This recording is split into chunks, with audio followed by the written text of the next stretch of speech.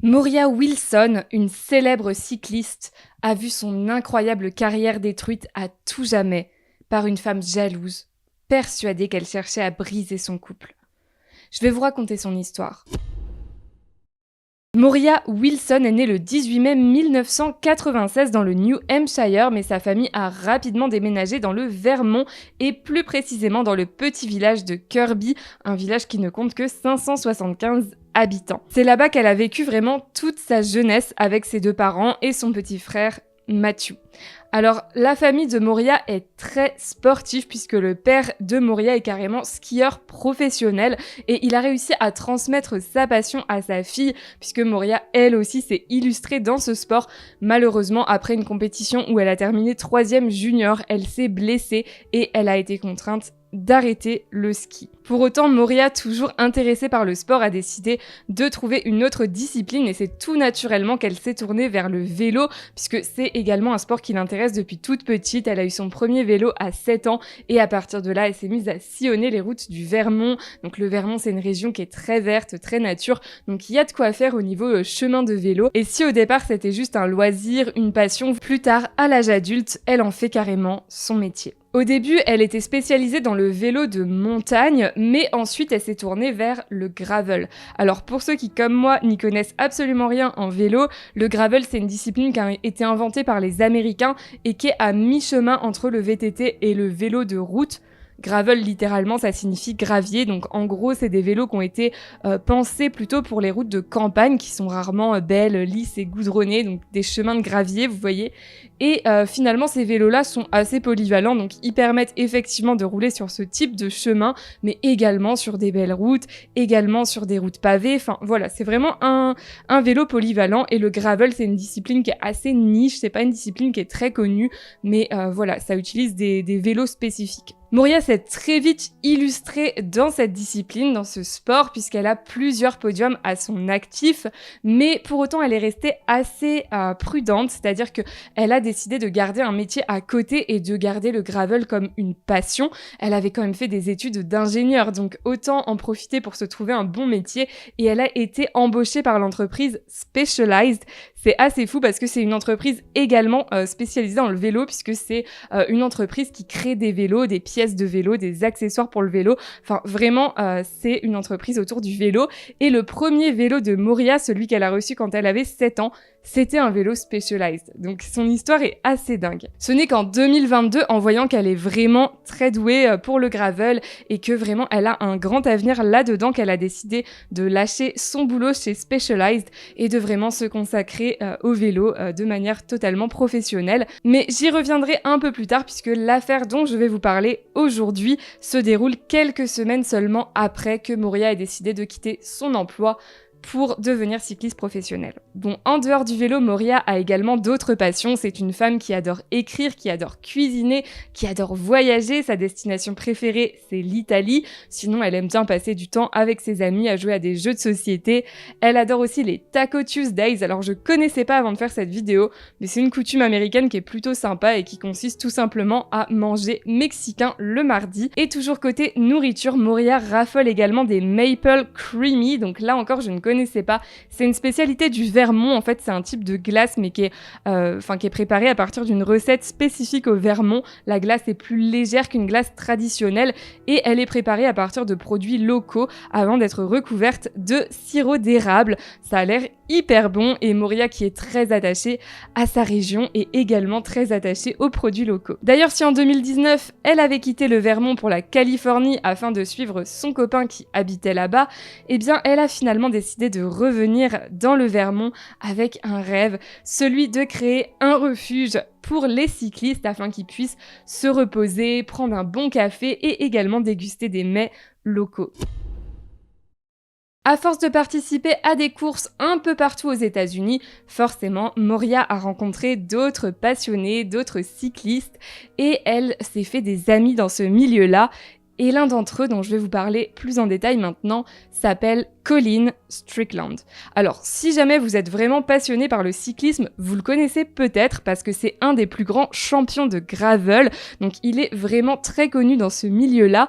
Il a 36 ans, il a donc 10 ans de plus que Moria, et en plus d'être connu pour ses performances sportives, il est également connu pour sa personnalité assez forte. C'est quelqu'un de charismatique, il plaît beaucoup aux femmes, il a beaucoup de fans et il plaît également aux sponsors puisque son plus gros sponsor c'est carrément Red Bull. Si vous connaissez un petit peu leur façon de fonctionner, ils choisissent leurs athlètes vraiment minutieusement, donc il a eu une chance inouïe d'être choisi par Red Bull. S'il fait attention à son image pour des raisons évidentes, finalement les personnes qui côtoient Colin au quotidien, qui l'ont croisé, qui le connaissent un petit peu, ne dressent pas forcément un portrait très élogieux de l'homme, tout simplement à cause de son rapport aux femmes. En effet, Colin, c'est quelqu'un qui a du mal à résister à la tentation, c'est quelqu'un de connu, qu'encore une fois, c'est quelqu'un de charismatique, donc forcément, quand il y a des jeunes recrues qui arrivent, de jeunes femmes, forcément, elles sont admiratives de rencontrer Colin Strickland. Pour elles, c'est waouh, c'est Colin Strickland, la star du gravel, donc forcément, il va profiter de ce statut-là pour séduire des femmes plus jeunes que lui, ou des femmes de son âge, mais il est connu quand même pour s'intéresser beaucoup aux jeunes femmes, donc qui ont la vingtaine, alors que lui a 36 ans. Et bon, en soi, il fait rien de mal, hein, voilà, il a le droit de séduire des femmes, mais il joue avec ces femmes-là, il leur brise le cœur, il est vraiment pas respectueux d'elles, puisqu'il va leur faire croire un peu qu'il veut du sérieux, ou en tout cas, il va entretenir le mystère, il va faire des rendez-vous avec elles, etc. Donc les femmes s'imaginent que ça y est, elles sont en train de peut-être se mettre en couple avec Colin Strickland, alors qu'en fait, il n'en est rien. Dès qu'il a obtenu ce qu'il veut, il les jette et voilà, il n'hésite pas à les traiter mal par la suite. Il y a notamment une cycliste qui s'appelle Amity Rockwell qui a témoigné, qui s'est exprimée auprès d'un journaliste et qui lui a expliqué qu'effectivement elle aussi a eu une relation avec Colin Strickland, bon une brève relation, hein, il a jamais de relation très longue avec les femmes et du coup cette femme a expliqué que Colin l'avait signé carrément dans son équipe mais qu'en fait juste après leur aventure il s'est mis à devenir vraiment atroce avec elle, à sans arrêt la rabaisser, il lui disait carrément qu'elle était trop grosse pour faire du vélo, qu'elle avait absolument aucun avenir là-dedans, et Amity s'est retrouvée contrainte de quitter l'équipe parce qu'elle ne se sentait pas du tout de rester, elle était vraiment en train de perdre confiance en elle.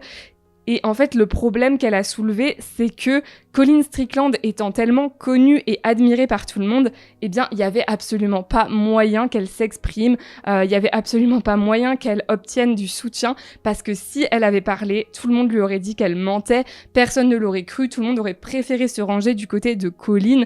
Mais le problème, c'est que Colin Strickland, il a des bonnes relations avec les sponsors, il a des bonnes relations avec un peu tout le monde dans le monde du cyclisme. Donc se mettre Colin Strickland à dos, c'est se mettre des bâtons dans les roues, c'est se mettre tout le monde à dos en fait. Donc elle a préféré ne rien dire et elle a dû, à chaque fois qu'elle le croisait, faire comme si de rien n'était, poser avec lui en souriant quand il y avait des photos de journalistes, etc. Et c'était vraiment une torture pour elle et elle pouvait dire à personne quel était son vrai visage et ce qu'il lui avait fait subir. Alors Amity Rockwell, je précise, c'est devenue par la suite une très bonne amie de Moria Wilson.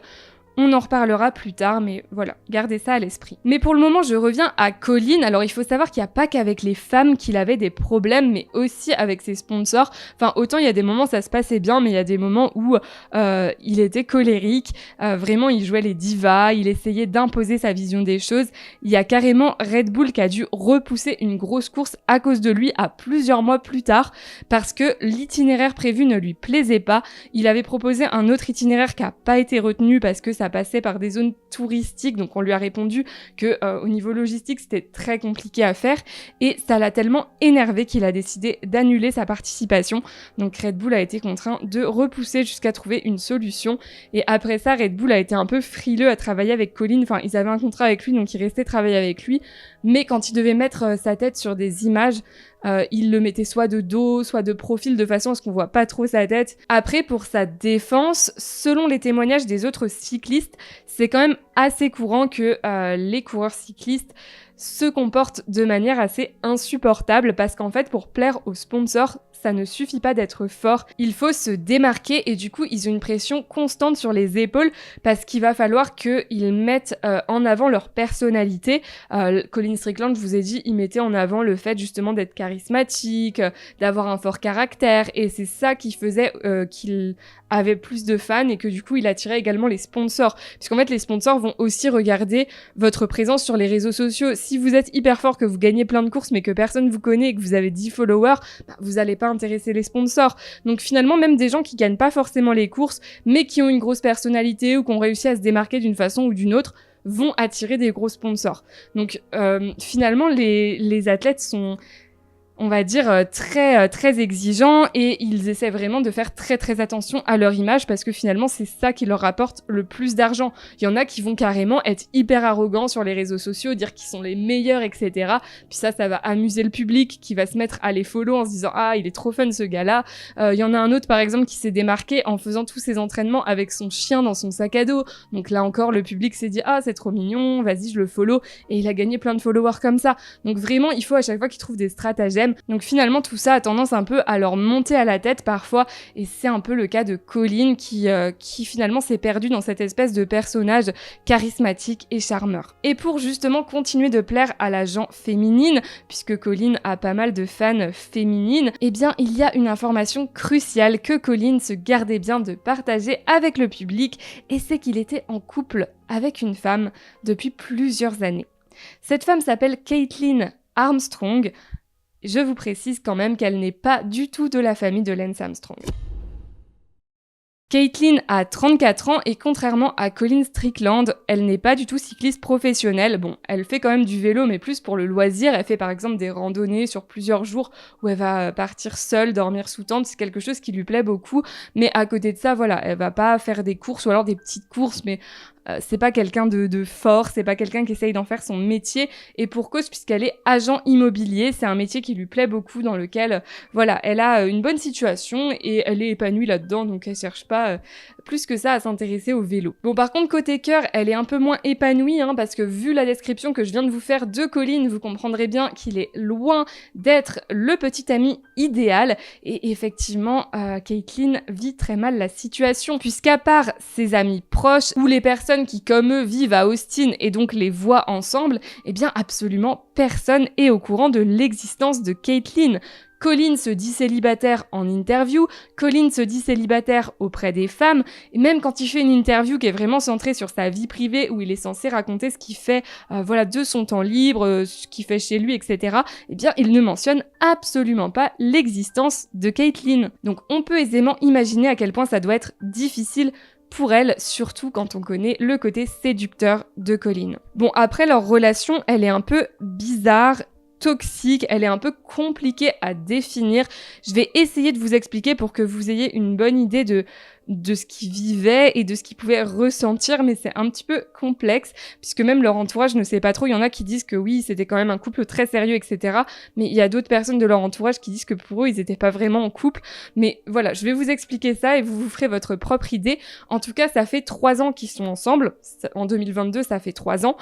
Et ils ont quand même, une relation sérieuse, puisqu'ils ont pris des engagements ensemble, etc. Je vais vous expliquer ça ensuite. Mais à côté de ça, ils se considèrent pas réellement en couple.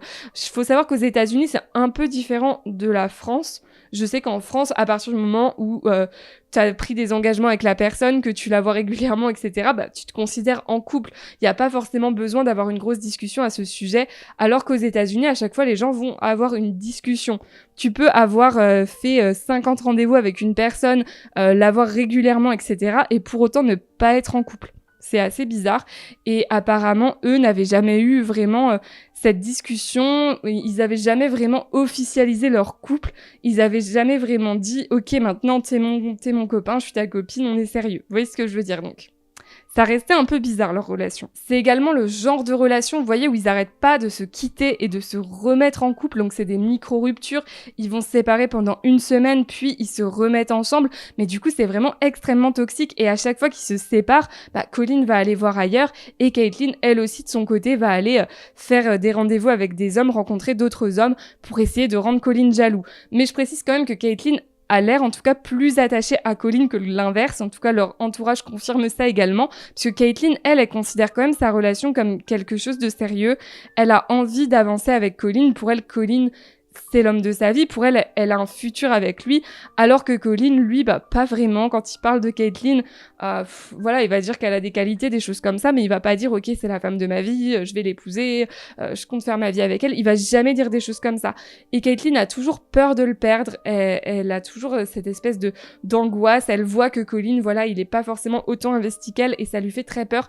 Alors que Colin, lui, il a l'air assez serein. Voilà, il fait sa vie, il multiplie les aventures, et ça lui convient comme ça. Pourtant, comme je vous l'ai dit plus tôt, c'est assez paradoxal parce qu'à côté de ça, ils ont pris des engagements, ils ont fait des gros projets ensemble qui sont normalement des projets que font les couples très sérieux, puisqu'ils ont acheté une maison ensemble, ils vivent ensemble dans la maison qu'ils ont achetée, et ils viennent également de lancer leur entreprise. C'est une entreprise de rénovation de caravanes, donc ils les rénovent des anciennes caravanes pour les revendre ensuite à prix d'or. Et cette entreprise marche très bien, et c'est une entreprise qu'ils ont lancée tous les deux. Donc encore une fois, c'est quand même un projet de couple important, c'est pas quelque chose qu'on fait avec une personne avec qui c'est pas du tout sérieux. Donc on comprend que dans la tête de Caitlin, ça devait être assez perturbant comme situation. Du coup pour Caitlin, vous aurez compris que Colin c'est son copain, elle est très possessive et elle est également jalouse. Colin a l'habitude de draguer un peu tout ce qui bouge et surtout de jeunes cyclistes. Caitlin est au courant, donc à chaque fois qu'il y a une jeune cycliste dans les environs, une nouvelle femme qui arrive dans l'entourage de Colin, eh bien elle se met à la détester, à lui lancer des regards haineux, et elle va également espionner les réseaux sociaux de Colin, elle va fouiller dans son téléphone. Enfin vraiment, c'est une relation très toxique. Encore une fois, Caitlin essaye vraiment toujours de savoir si Colin n'est pas en train de la tromper, elle est toujours sur ses gardes. Ça va très loin puisqu'elle a carrément trouvé le moyen de toujours pouvoir lire les SMS que Colin reçoit et envoie, ainsi que ses emails, puisqu'elle se connecte dès qu'il est absent à son iPad et son Mac. Et vous savez que Apple, tout est connecté, tout est relié, tous les appareils sont reliés. Donc en fait, à partir de son iPad et de son Mac, elle peut voir ce qu'il fait sur son téléphone. Donc elle a accès à ses SMS, ses emails. Et elle va également espionner son GPS pour savoir où il se trouve. Enfin, vraiment, ça va très loin. C'est vraiment un film d'espionnage, quoi. Colin joue clairement avec le feu parce que à chaque fois, Caitlin lui fait des crises de jalousie. Donc, il est au courant qu'elle fouine dans ses affaires. Il est au courant qu'elle est au courant de tout. Et en plus de ça, Caitlin, à force de l'accompagner sur des courses, elle connaît quasiment toutes les femmes cyclistes, en tout cas celle de Austin. Elle a sympathisé avec elle, ce sont devenus ses amis. Donc s'il se passe quelque chose, forcément ses amis vont la prévenir. Donc dès que Colin fait quelque chose, on va dire de mal, à chaque fois qu'il va draguer une autre femme ou quoi que ce soit, eh bien ses amis vont la mettre au courant, ou bien elle va s'en rendre compte en lisant ses SMS. Donc elle est toujours au courant de tout. Mais malgré ça, Colin continue à la tromper, à séduire d'autres femmes, et ça semble limite lui plaire cette situation. Il y a un ami à lui qui a dit que il avait remarqué que Colin, il aimait bien le drama, il aimait bien aller pousser les femmes à bout jusqu'à ce que ça explose, jusqu'à ce que ce soit plus possible. Le samedi 23 octobre 2021, Moria vient de se séparer de son copain, celui pour lequel elle avait déménagé en Californie. Donc, elle a besoin de se changer les idées. Elle a des amis à Austin, donc elle décide de venir à Austin rejoindre ses amis et également participer à une course tant qu'elle est là. Et c'est la première fois qu'elle rencontre Caitlin. Alors, elle ne s'adresse pas un mot. Caitlin est en compagnie de Colin. En fait, elle participe à une course et le soir, il y a une soirée où Caitlin est présente. Et il y a Amity qui est présente également. Vous savez, Amity Rockwell, l'ex de Colin. Amity est présente donc avec Moira puisqu'elles sont amies.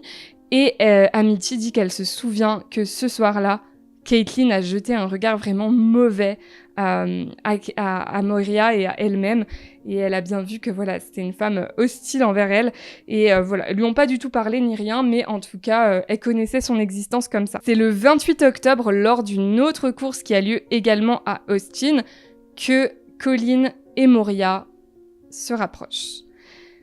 À ce moment-là, Colin est célibataire, mais comme je vous ai dit, ils n'arrêtent pas de se séparer et de se remettre ensemble avec Caitlin. Donc est-ce qu'on peut vraiment appeler ça des ruptures? Si à chaque fois que tu te sépares 3 jours avec ton copain, il va voir ailleurs, forcément ça va quand même te faire de la peine puisque vous êtes séparés depuis pas longtemps puis vous vous remettez ensemble juste après. Donc c'est quand même assez particulier. Donc Colin en soi, oui, il est célibataire, mais moralement ça reste quand même assez spécial d'aller se jeter sur une fille dès qu'il y a une dispute avec sa copine. Donc il se rapproche de Moria, voilà, devant tout le monde. Et forcément, Caitlyn est informée par ses amis qui sont sur place et elle va appeler Moria en masqué. Donc Moria décroche et elle lui dit « Ne t'approche pas de Colin » avant de raccrocher.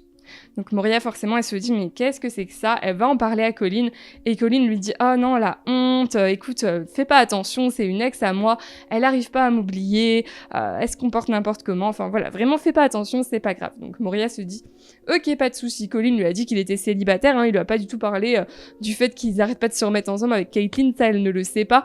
Pour elle, il est célibataire et elle fait rien de mal, quoi. Leur idylle ne dure pas très longtemps, ça ne dure que 1 semaine et demie, mais c'est quand même assez intense puisqu'ils vont carrément partir en voyage ensemble un peu après Halloween. Donc vraiment, c'est quelque chose de fort.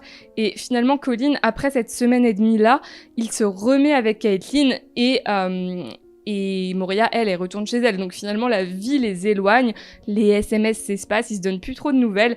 Et même si Colin, voilà, il est revenu à sa vie avec Caitlyn, donc il s'en fiche un peu de Moria, on va dire, elle, par contre, elle est attachée. Donc elle en parle à ses amis et elle en parle notamment à Amity Rockwell. Elle lui dit que elle a vraiment senti qu'il pouvait se passer quelque chose de sérieux avec Colin, qu'elle est vraiment attachée à lui. Et là, Amity lui dit tout de suite « Mais attends, il faut que je te mette en garde. Moi, je connais Colin et je peux te dire que c'est pas quelqu'un de bien. En tout cas, avec les femmes, il se comporte extrêmement mal. Il les prend, il les jette. Enfin, vraiment, pour lui, c'est un jeu. Donc vraiment, te fais pas avoir, Moria. Y a rien de sérieux à tirer de ce gars-là. Voilà, t'as passé un bon moment, oublie-le. » Mais elle dit que Moria n'a pas vraiment eu l'air de prendre ça très au sérieux. Elle a écouté ce qu'elle avait à lui dire, mais elle lui a pas dit « Ah ok, d'accord, bon bah écoute, je veux plus entendre parler de lui, je bloque son numéro. » Non. Elle a écouté, mais elle a rien dit de spécial.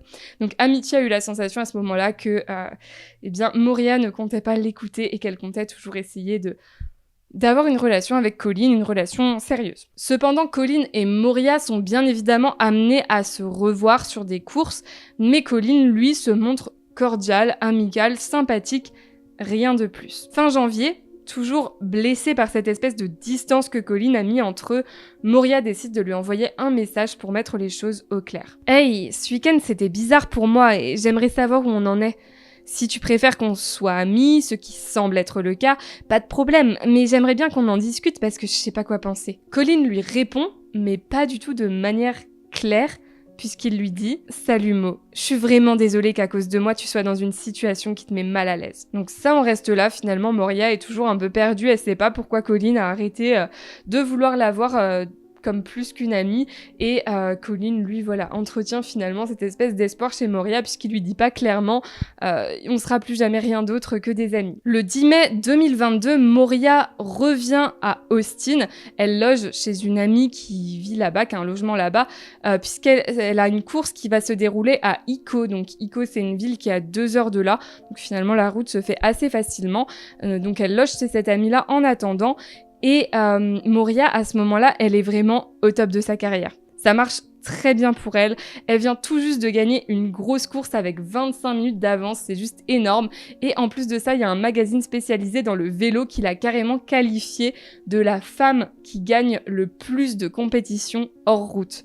Donc c'est assez dingue, elle est vraiment en train de devenir une star du vélo, en tout cas une star du gravel. C'est tout le contraire pour Colin, puisque la veille, il a donné une interview dans laquelle il explique carrément en avoir marre du vélo, être fatigué, en avoir marre de la compétition et hésiter à prendre sa retraite.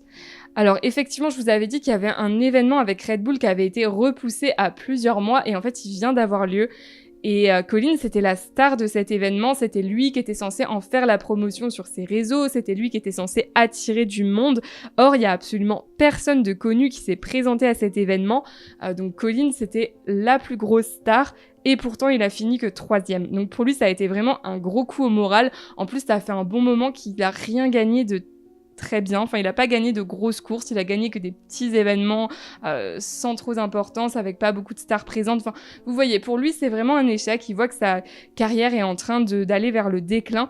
Donc, il se dit qu'il va se concentrer sur son business de rénovation de caravane qui marche très bien. Et c'est ce qu'il dit en interview, mais là encore, il mentionne pas du tout Caitlyn, alors que c'est quand même elle qui a créé cette entreprise avec lui. Et en plus, Caitlyn, elle est vraiment très investie dans cette entreprise. Elle vient de faire une énorme vente. Elle a carrément réussi à vendre une caravane à une star, à l'acteur John C. Reilly. Je vous mets une photo, je sais pas si vous connaissez, mais c'est vraiment un gros coup dans cette entreprise. Enfin voilà, elle a récupéré beaucoup d'argent, donc c'est vraiment top. Et pourtant, il ne parle pas du tout d'elle, encore une fois, dans cette interview. Pourtant, le journaliste va même prendre une photo de cette entreprise de caravane où on aperçoit Caitlyn sur la photo, et pourtant, elle n'est pas du tout mentionnée dans l'article, puisque Colin n'a pas parlé d'elle. Donc même en voulant prendre sa retraite, encore une fois, il parle pas de Caitlyn. Ça a vraiment choqué le journaliste qui a fait cette interview, qui lui était au courant de leur relation, puisqu'ils étaient également amis avec Colin. Et il va même encore plus loin et dit qu'il y a un moment qui l'a vraiment extrêmement choqué, parce qu'il a demandé comme ça à Colin quelle est la proposition la plus bizarre qu'on t'ait faite, et Colin répond qu'une fois on lui a demandé de faire la promotion d'un masturbateur pour hommes, et il dit comme ça j'ai trouvé ça complètement stupide, parce que si je voulais avoir une copine, je pourrais. Donc une phrase qui sous-entend clairement qu'il est célibataire, alors que Caitlyn est pas loin pendant qu'il fait l'interview. Caitlyn peut entendre ce qu'il dit. Donc vous imaginez à quel point ça doit être dur pour elle d'entendre ça. Le 11 mai, Colin envoie un message à Moria en lui proposant de se voir pour aller nager. Donc Moria lui répond que effectivement ça l'intéresse.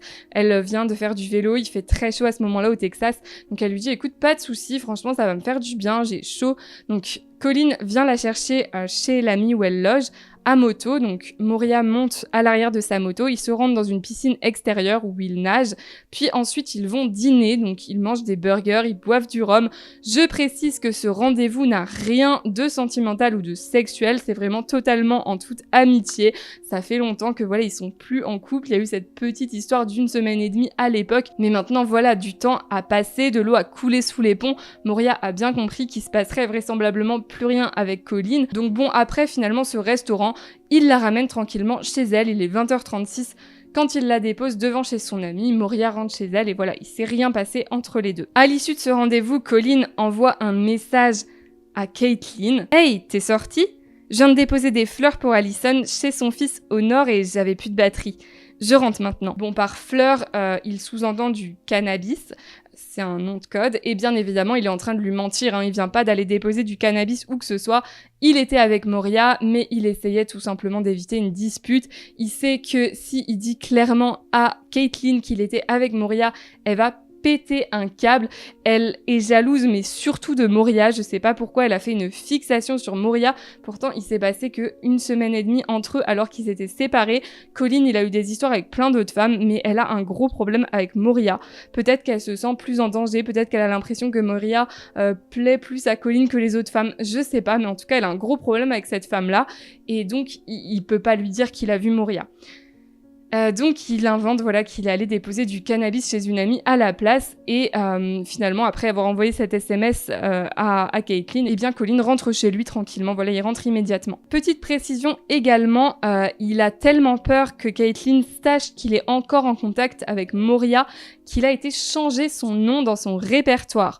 Il l'appelle Christine Wall. Donc en fait, si Caitlyn regarde dans son téléphone, elle va croire qu'il est en train de parler avec une autre femme, avec une Christine. Donc c'est dire à quel point il sait que Caitlyn déteste Moria. Que si c'est une autre femme, ça passe mieux que si c'est Moria. C'est assez dingue quand même. Mais bref, Colin rentre chez lui à 20h45, il est chez lui, et Caitlyn n'est pas là, et Caitlyn ne répond pas au message qu'il lui a envoyé. Et pour cause, Caitlyn a d'autres plans. Je vous ai dit que Caitlyn espionnait régulièrement Colin, elle lit tous les SMS qu'il reçoit, tous les emails qu'il reçoit et qu'il envoie, et elle a également accès au compte Strava de Moria. Alors, Strava, pour ceux qui ne connaissent pas, c'est une application sportive qui permet de partager ses trajets, ses performances sportives. Donc, admettons, vous allez faire une course à pied, à vélo, quoi que ce soit. Vous allez pouvoir partager l'itinéraire que vous avez fait avec vos contacts et montrer en combien de temps vous l'avez fait, etc.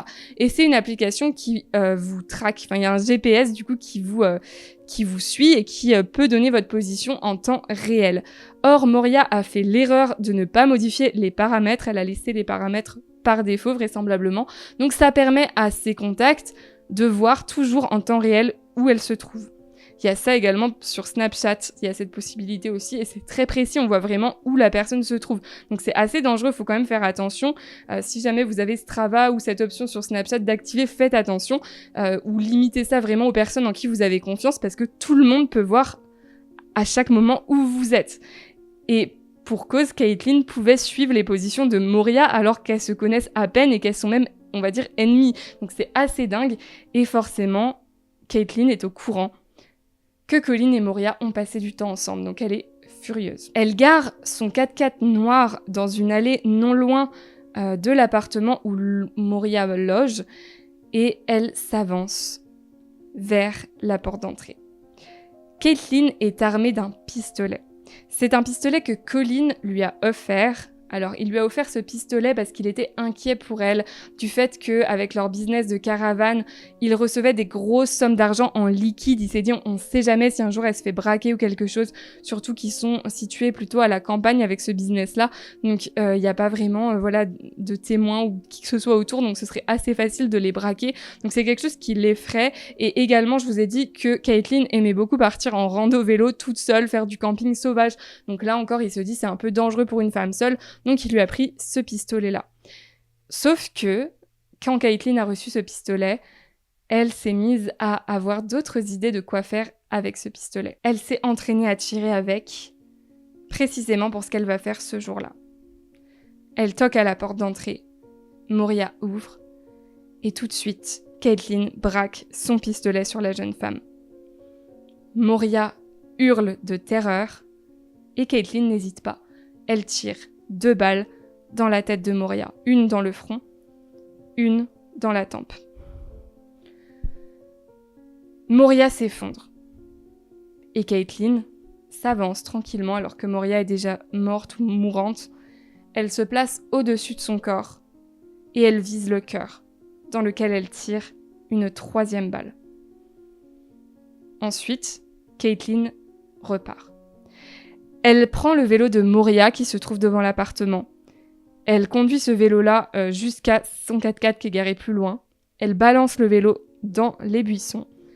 Elle monte à bord du 4x4 et elle rentre chez elle, retrouver Colin, comme si de rien n'était. Je vais vous mettre un enregistrement de la caméra d'un voisin, donc de là où Moria logeait. Cette caméra a enregistré le son. Vous inquiétez pas, vous ne verrez pas le meurtre, mais vous allez entendre ce qui se passe. Histoire que ce soit plus parlant pour vous et que vous vous rendiez vraiment compte de ce qui s'est passé.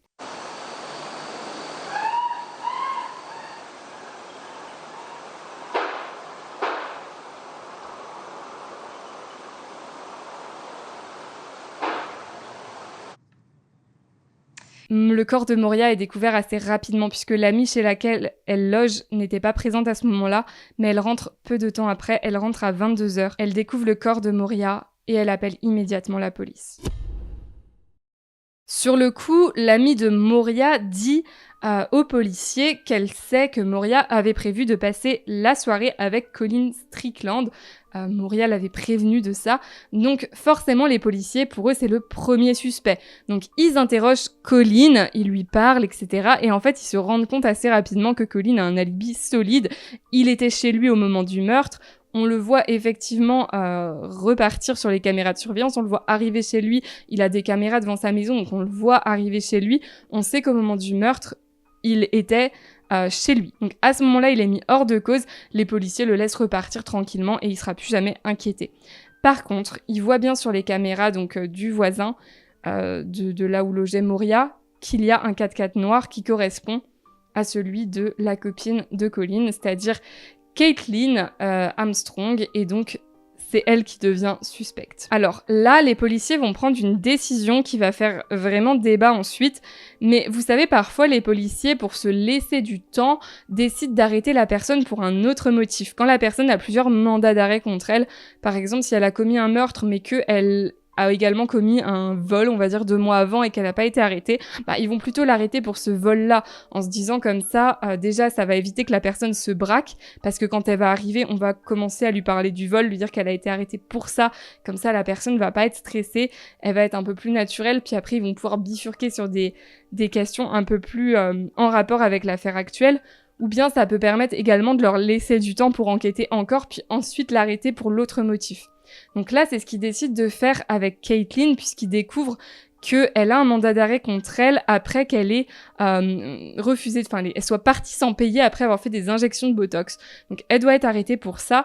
Donc il l'interroge dans leurs locaux, sauf que au moment où elle est chez eux, ils se rendent compte que le mandat d'arrêt qu'ils ont utilisé pour l'arrêter n'est pas valide, puisque la date de naissance de Caitlin qui est inscrite dessus n'est pas correcte.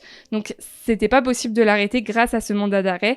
Ils se rendent compte de leur erreur et ils sont contraints de la laisser repartir. Donc finalement, voilà, c'était une erreur de leur part. Colin affirme qu'à ce moment-là, donc Caitlin rentre chez lui, ils se retrouvent tous les deux chez eux.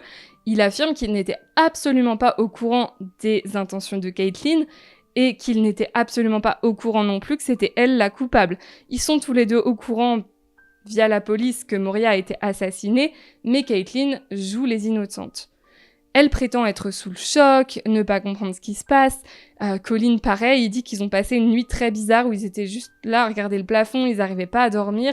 Le lendemain, ils décident d'aller boire un café, donc ils boivent un café ensemble. Colin va même s'excuser auprès de Caitlin en lui disant « Je suis désolée de t'avoir mis dans cette situation, c'est à cause de moi que la police s'intéresse à toi parce que j'ai vu Moria ce jour-là, etc. » Et Caitlin lui dit « Ouais, je comprends pas ce qui se passe, je suis tellement perdue, j'ai peur, etc. » Et finalement, Colin repart. Caitlin prend un deuxième café et c'est la dernière fois que Colin a vu Caitlin. Elle lui a plus jamais donné de nouvelles. Le 13 mai, Caitlin a vendu son 4x4. Et le 14, elle prend un vol pour New York, puis un autre pour le Costa Rica en utilisant le passeport de sa sœur qui lui ressemble beaucoup physiquement. Elle a sur son dos un tapis de yoga. Colin a essayé à plusieurs reprises de lui envoyer des messages pour lui demander où elle était, ce qu'elle faisait. Elle ne lui a jamais répondu. Pendant ce temps, la police continue son enquête. Il découvre entre autres que le GPS de Caitlin confirme bien qu'elle était sur place, confirme bien que c'est elle la coupable, vraisemblablement, puisque elle était sur les lieux au moment du meurtre. Et ils vont également analyser les douilles retrouvées sur la scène de crime. Et ces douilles correspondent aux balles qui sont tirées par le pistolet de Caitlin. Donc il y a un mandat d'arrêt pour meurtre qui est créé à l'encontre de Caitlin Armstrong le 18 mai 2022. Le problème, c'est qu'à ce moment-là, Caitlin est déjà loin. Elle est clairement partie en cavale, elle est en train de se prélasser sur les plages de Santa Teresa, donc au Costa Rica, et c'est une destination qui est prisée par les amateurs de surf et de yoga, et ça tombe bien, Caitlin a des connaissances dans le yoga, donc c'est comme ça qu'elle s'en sort là-bas, elle devient prof de yoga pour gagner de l'argent, et elle travaille également dans l'auberge où elle loge en tant que réceptionniste à mi-temps.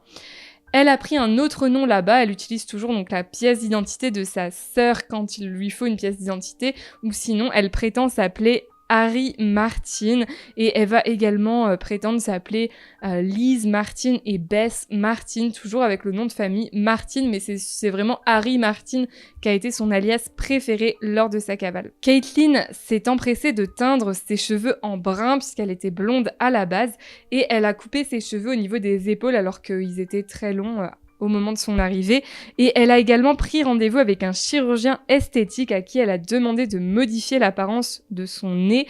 Alors je vous mets des photos avant-après, vous allez voir, c'est pas non plus un changement hyper flagrant, mais on voit quand même que c'est pas exactement le même visage, et ça suffit en tout cas à ce qu'elle se fonde dans le paysage. Bon, forcément il a fallu aussi qu'elle justifie le bandage qu'elle a dû garder sur le nez après son opération, mais elle a tout simplement dit qu'elle s'était blessée lors d'un accident de surf, et c'est passé crème. Les personnes qui ont côtoyé Caitlin au Costa Rica se souviennent d'une femme assez mystérieuse qui racontait qu'elle était venue changer un petit peu de cadre, changer de vie après une rupture douloureuse, mais elle ne rentrait jamais dans les détails. Les conversations qu'elle avait avec les personnes qu'elle croisait restaient très superficielles, et il y a même un homme avec qui elle a eu plusieurs rendez-vous galants qui a dit que Caitlyn avait tendance à préférer les endroits reculés, les endroits un peu déserts, à fuir les lieux touristiques. Il a trouvé ça un peu étrange. C'est vrai que surtout pour une américaine, logiquement, elle aurait pu aimer les belles plages qui sont prisées des touristes, les restaurants connus du coin, etc. Or, pas du tout, elle lui demandait toujours de se voir dans des lieux plus discrets, donc il trouvait ça un peu étrange, mais bon, vu qu'il savait pas du tout quelle était sa vraie identité, ni quelle était la réelle raison de sa présence à Santa Teresa, ça lui a pas venu à l'idée, bien évidemment, qu'il avait affaire à une meurtrière. Il s'est dit tout simplement qu'elle était un peu spéciale, un peu différente des femmes qu'il avait l'habitude de rencontrer, et puis c'est tout. Donc au final, là-bas, personne n'a grillé sa couverture, personne s'est rendu compte qu'il s'agissait d'une tueuse, personne n'a fait le lien avec l'affaire Moria Wilson, et ils ont tous été hyper choqués quand les policiers américains ont fini par retrouver sa trace et par l'arrêter le 30 juin, après 6 semaines de cavale. Pour la retrouver, comment ils ont fait ? Eh bien, tout simplement, ils ont regardé les caméras de surveillance de l'aéroport. Ils ont vu qu'elle portait un tapis de yoga sur son dos, donc ils savaient qu'elle se rendait au Costa Rica. Et comme je vous ai dit, Santa Teresa, c'est une ville qui était vraiment connue pour les amateurs de yoga, puisque chaque hôtel de Santa Teresa a carrément son propre studio de yoga. Donc c'est vraiment connu là-bas, que les amateurs de yoga s'y sentent bien. Et en plus de ça, c'est aussi une ville qui est prisée par les personnes qui veulent changer de vie. Il y a carrément des t-shirts dans la ville qui sont vendus où c'est marqué Santa Teresa, a sunny place for shady characters. Donc si je traduis, en gros, c'est un endroit ensoleillé pour les personnes sombres. Donc vraiment, c'est connu qu'il y a des personnes qui viennent, qui sont un peu mystérieuses, qui veulent changer de vie, qui veulent pas parler de leur passé, etc. Donc forcément, les policiers se sont dit, bon, c'est possible qu'elle soit partie à Santa Teresa, ça paraît logique. Donc ils ont juste eu à aller toquer à tous les studios de yoga, à tous les hôtels, les auberges des environs, en demandant s'il y aurait pas une femme qui serait arrivée à peu près à telle date, etc., en montrant sa photo. Et ils ont fini par tomber sur l'auberge dans laquelle elle logeait, et c'est comme ça qu'ils l'ont trouvée. Caitlyn a avoué directement qu'elle était effectivement Caitlyn Armstrong. Elle a pas fait trop d'histoire par rapport à ça. Et dans le casier de son auberge, ils ont retrouvé le passeport de sa sœur, une facture de $6 300 pour de la chirurgie esthétique, ainsi qu'une liste d'avocats qui pourraient éventuellement la défendre. Caitlyn a été renvoyée aux États-Unis le 2 juillet, puis le 5 juillet, elle a été mise en prison en attente de son procès. Peu de temps avant le procès, Caitlyn a de nouveau réussi à s'échapper. Elle est partie, elle a profité d'une visite médicale pour quitter l'hôpital, l'endroit où elle se trouvait. Bon, heureusement, les policiers l'ont retrouvée très facilement. Au bout de 10 minutes, elle était en train de courir dans le quartier, ils l'ont récupérée.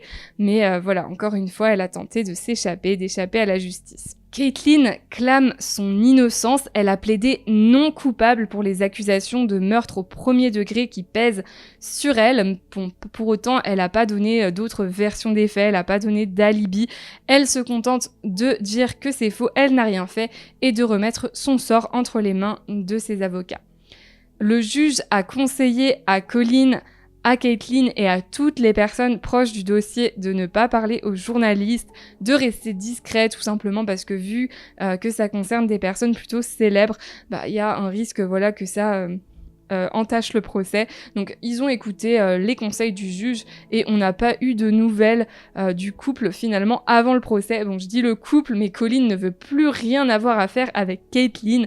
Il la déteste, il a été vraiment choqué par ce qu'elle avait fait et il a décidé de se retirer également du monde du vélo puisque ses sponsors l'ont lâché.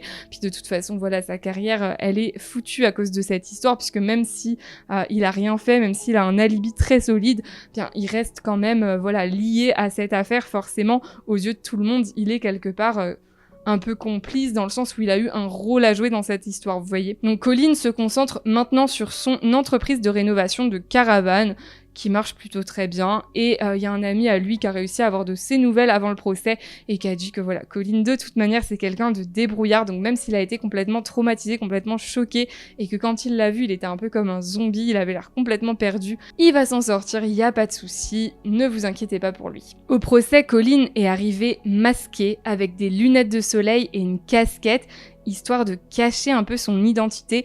Il a même poussé un photographe qui tentait de prendre une photo de lui. Il lui a également écrasé le pied après quand il est reparti de la salle. Enfin, vraiment, il avait pas du tout envie d'être mêlé à cette histoire. Une fois dans la salle d'audience, pareil, il s'est tourné un peu sur le côté comme ça, il parlait sur le côté pour pas du tout croiser le regard de Caitlyn. Ça se voit que vraiment, il a pas du tout envie d'être mêlé à elle. Il a vraiment la haine contre elle et dans ses réponses, il est resté assez évasif. Il a tout simplement dit que voilà, il avait rien à voir avec tout ça, qu'il avait jamais remarqué que Caitlyn pouvait être quelqu'un de violent. Il a affirmé être quelqu'un qui déteste la violence et que s'il avait vu le moindre fait de violence chez Caitlyn, eh bien, il l'aurait quitté sur le champ et bien sûr, il ne lui aurait pas acheté de pistolet. Par contre, il a affirmé avoir beaucoup de tendresse pour Moria. Il a dit que c'était quelqu'un qu'il considérait vraiment comme une amie proche, que dans l'univers du gravel, on peut vite se sentir assez seul parce que c'est une discipline assez niche.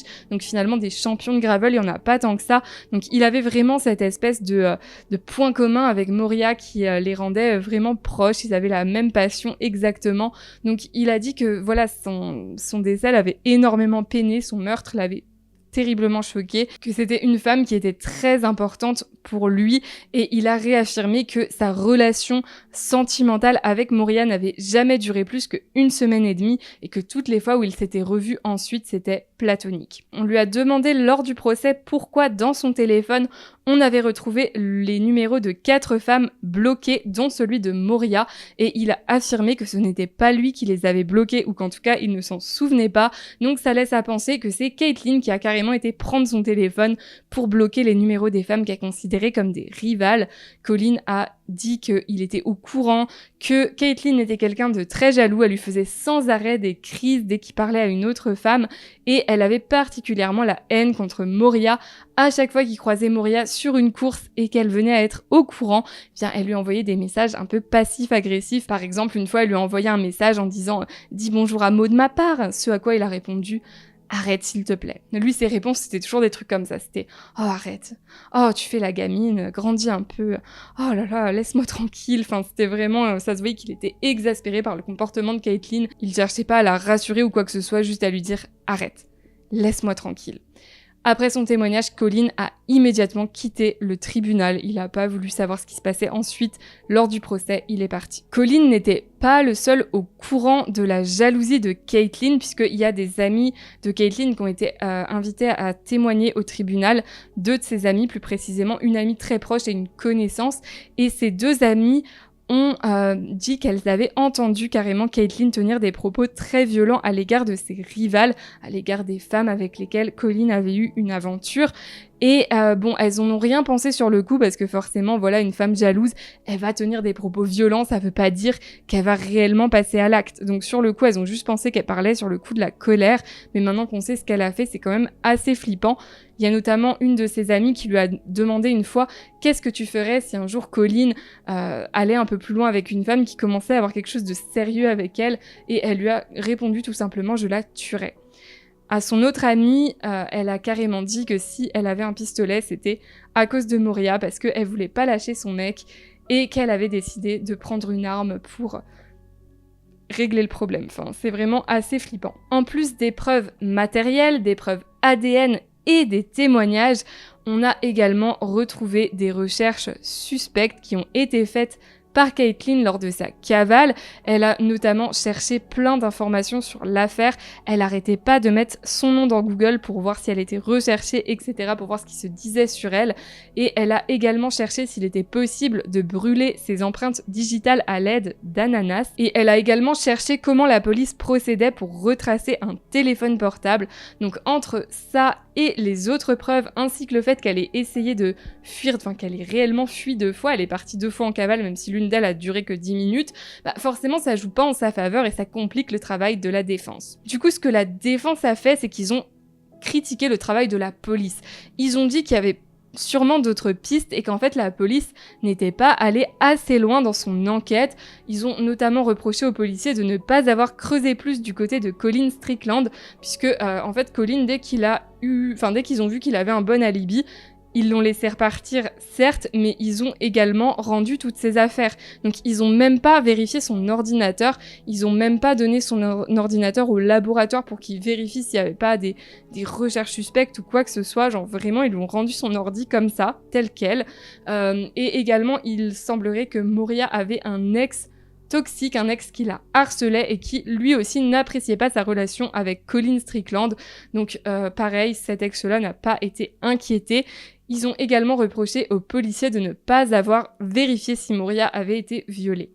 Donc ça aussi, ils se sont dit que ça pouvait être un homme qui avait commis le meurtre, sauf qu'ils ne se sont pas du tout intéressés à cette piste. Concernant les preuves, ils ont fait intervenir un expert qui a expliqué que l'ADN pouvait se transférer et que comme Moria avait utilisé un casque appartenant à Colin quand elle est montée sur sa moto, eh bien c'était possible qu'elle ait eu de l'ADN de Caitlin sur les mains et qu'ensuite elle ait transféré cet ADN chez elle et notamment sur son vélo qui a été retrouvé dans un buisson. Et donc ce serait finalement un transfert d'ADN et pas réellement Caitlin qui aurait pris ce vélo et qui aurait touché tous les endroits sur lesquels on a retrouvé son ADN. Le truc, c'est que le casque qu'elle a utilisé sur la moto de Colin, eh bien c'est un casque qui n'était jamais utilisé par Caitlin selon les dires de Colin, et en plus de ça, elle n'était pas montée sur sa moto depuis 1 mois. Ils ont également discrédité l'analyse balistique, puisque comme je vous ai dit, les policiers ont affirmé que les douilles qui avaient été retrouvées sur la scène de crime correspondait aux balles qui étaient tirées par le pistolet de Caitlin. Or, apparemment, cette analyse balistique n'avait rien de scientifique, en tout cas c'est ce qu'a affirmé la défense, puisque en fait la façon dont ils ont procédé, c'est qu'ils ont compté les stries donc sur les balles pour montrer qu'elles étaient similaires. Le truc c'est que c'est une façon de faire qui n'est pas vraiment bien définie, c'est-à-dire que on va même pas dire ok il faut tel nombre de stries pour qu'on considère que ce soit similaire. Enfin c'est vraiment quelque chose qui est plutôt à l'appréciation des experts. Donc voilà, la défense a joué là-dessus en disant que finalement il n'y avait pas une preuve formelle que les balles avaient bien été tirées par le pistolet de Caitlin, mais là encore l'accusation a un peu démonté ça en disant que l'expert qui était intervenu, il avait même pas regardé les preuves, donc il se permettait d'affirmer que ça avait été mal fait, alors que lui-même avait pas fait la comparaison. Donc c'est pas très professionnel de sa part, et en plus, ils ont démontré qu'il avait été payé 5 000 $ pour son témoignage, donc c'est un témoignage qui pouvait être biaisé par le fait qu'il avait été payé par la défense pour s'exprimer. Caitlin a choisi de ne pas du tout s'exprimer lors du procès, elle a laissé ses avocats se débrouiller, et finalement le 17 novembre, après seulement 3 heures de délibération, dans ce genre d'affaires, c'est très peu, les jurés se sont exprimés, ils ont rendu leur verdict et Caitlin a été condamnée à 90 ans de prison. Elle pourra demander sa libération pour la première fois dans 30 ans. Les avocats de Caitlin ont rapidement annoncé qu'ils n'étaient pas satisfaits du procès et qu'ils allaient demander à ce que ce procès soit rejoué parce que selon eux, il y a plusieurs informations cruciales qui n'ont pas été révélées lors du procès et qui auraient pu changer la donne, et notamment le fait que Caitlin ait été enceinte 2 fois lors de sa relation, enfin une fois lors de sa relation avec Colin et une autre fois au moment de son arrestation, mais ils n'ont pas précisé si elle était enceinte de Colin ou de quelqu'un d'autre. Ils n'ont pas précisé ce qui était arrivé à ses grossesses, si elle a fait une fausse couche ou si elle est toujours enceinte, enfin on ne sait pas. Donc voilà, pas plus d'informations de ce côté-là, mais en tout cas, selon les avocats de Caitlin, si les jurés avaient su ça, ils auraient peut-être été plus cléments et lui auraient peut-être donné une peine moins lourde. Ils ont également dit qu'ils auraient aimé pouvoir parler plus en détail de l'enfance de Caitlin, parce qu'elle a vécu une enfance traumatisante. Caitlin, ses parents ont divorcé quand elle avait 5 ans. Son père s'est rapidement remarié, il a refait des enfants avec sa nouvelle femme et il s'est retrouvé en difficulté financière parce qu'il n'arrivait pas à entretenir 2 familles, il n'avait pas des revenus assez élevés pour cela. Donc Caitlin finalement s'est mise à grandir dans la pauvreté avec une maman qui avait énormément de mal à gérer 3 enfants toute seule sans l'aide de son ex-compagnon, et donc sa mère est tombée dans l'alcoolisme, donc une enfance vraiment pas fun. Et en plus de ça, Caitlyn a été violée, a en tout cas subi des abus sexuels à plusieurs reprises dans son enfance. Ça, ses proches ont vraiment insisté là-dessus en disant qu'elle avait été vraiment traumatisée par ça. Donc les avocats, encore une fois, ont dit que s'ils avaient pu expliquer tout ça lors du procès, ça aurait peut-être changé la donne. Il y a 2 autres raisons pour lesquelles ils veulent un nouveau procès. C'est aussi qu'ils ont des réserves par rapport à un expert qui s'est exprimé lors du procès et qui, selon eux, n'était pas qualifié. Et l'autre raison, c'est qu'ils aimeraient faire annuler le premier interrogatoire de Caitlyn. Je vous rappelle, c'est l'interrogatoire quand elle avait été arrêtée par rapport à l'histoire du Botox et que finalement ils l'avaient remise en liberté. Selon eux, cet interrogatoire n'aurait même pas dû compter vu que le motif de sa convocation n'était pas valable, enfin de son arrestation. Donc voilà, pour eux, il faut faire annuler cet interrogatoire, il ne faut pas qu'il figure au procès. Pour le moment, leur demande n'a pas été acceptée. Je doute qu'elle le soit parce que je vois pas forcément ce que ça changerait à la peine qui a été prononcée. Surtout cette histoire de grossesse, etc. Je vois pas pourquoi les jurés se seraient dit « Oh bah alors si elle était enceinte au moment de son arrestation, finalement ce qu'elle a fait c'était pas très grave. » Enfin, elle a quand même tué quelqu'un de sang-froid, elle a prémédité son geste. Enfin, je pense pas que ça change quelque chose. Après c'est mon avis personnel, mais en tout cas pour le moment, leur demande n'a pas été acceptée et voilà. Vraisemblablement elle ne le sera pas. Je souhaite terminer cette vidéo en vous rapportant les paroles des parents de Moriah qui étaient présents lors du procès. Sa maman, elle a souhaité, elle, s'adresser directement à Caitlyn. Elle l'a regardée droit dans les yeux et elle lui a dit « Quand tu as tiré dans le cœur de Moriah, tu m'as aussi tiré dans le cœur. Et tu as transpercé le cœur de tous ceux qui l'aimaient. » Quant à son papa, il a préféré un message de paix. Notre famille considère que justice a été rendue. Il n'y a pas de gagnant dans cette situation. Le temps n'est pas à la fête, mais aux prières. Il est temps de prier pour nos familles, nos amis et la famille Armstrong, ainsi que leurs amis. Maintenant que cette épreuve est derrière nous, nous allons pouvoir avancer et continuer à guérir. Et nous le ferons avec l'esprit combatif, déterminé, doux et bienveillant de Moriah. C'est tout pour cette affaire, je vous retrouve dans les commentaires, n'hésitez pas à liker cette vidéo si vous l'avez appréciée, et à vous abonner pour ne pas manquer mes prochaines affaires.